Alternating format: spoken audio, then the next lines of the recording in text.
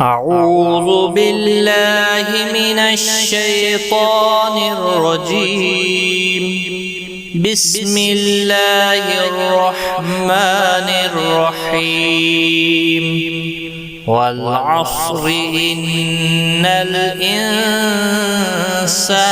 لفي خسر إلا الذين آمنوا وعملوا الصالحات وتواصوا بالحق